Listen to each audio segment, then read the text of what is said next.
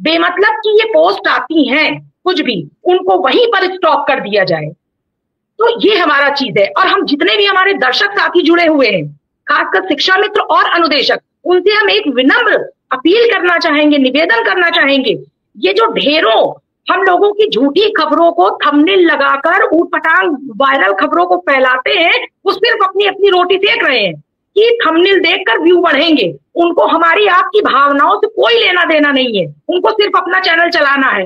हम कह रहे हैं कि इस समय अगर कोई भी एक ऑफिशियली चैनल है जिसको कि नेता, मंत्री, विधायक, शासन प्रशासन सब देखते हैं, सुनते हैं और अमल करते हैं, वो तो है सिर्फ सर का चैनल, जिसपे अभी हम लोग डिबेट चल रहे हैं, जो कि 3 साल से लगातार एक ही समय पर आंधी, जाड़ा, बरसात हमारे मुद्दों को उठाए हुए हैं। और जो हम यहाँ तक पहुंचे हैं वो इसी चैनल के बदौलत पहुंचे हैं। तो हम ये बार बार खुले शब्दों से, खुले मंच से कह रहे हैं कि सर के चैनल पर जो बात दिखाई, सुनाई, बताई जाती है, उसके अलावा और किसी भी ढेरों जो चैनल खुले हैं, किसी पर भी आप विश्वास मत करिए, किसी को भी आप शेयर मत करिए। आपने देखा है कि सर के चैनल पर वही बातें बताई जाती हैं। हम किसी विशेष चैनल का प्रचार नहीं कर रहे हैं, जो सच्चाई है वो बता रहे हैं। और अनुदेशक, शिक्षा मित्र, आप लोग देख रहे हैं, ये बताइए कि अब तक जितने भी और चैनलों पर जो भी झूठी खबरें फैलाई हुई, कुछ भी सच हुई? कुछ नहीं सच हुई। अंततः जो सर बताते हैं, जो यहाँ के डिबेट में जो सच्चाई होती है, बताई जाती है, वही सच्चाई निकलती है।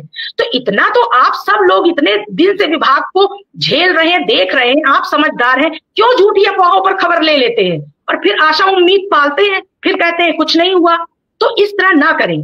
और हम तो सीधे अपने ग्रुप में सीधे यही लिख कर डालते हैं, जब कोई कहता है कि मैडम ये देखिए, ये हुआ है, वो हुआ है, हमने कहा हमें अब किसी पर विश्वास नहीं है और ना आप करिए।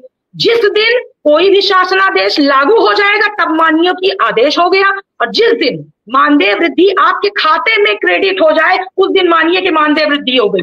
बाकी क्या हो रहा है, ये हो रहा है, वो हो रहा है, हम ना इस तरह की कोई खबर सुनते हैं और ना हम उसको वायरल करते हैं। और यही हम सबको सलाह देना चाहेंगे कि जब जो जिस दिन होगा वो जब तक लागू ना हो जाए तब तक आप किसी भी बातों का विश्वास मत करिए। सीधे नकारात्मक टिप्पणी आप लोग करने लगते हैं। जी सर। चलिए, बिल्कुल ठीक बात आप कह रही हैं और अपने अपने लोगों के मंसूबे हैं। हम तो अब कह कह के इन सब बातों पर थक गए, इसलिए इसके जिक्र ही नहीं करते हैं।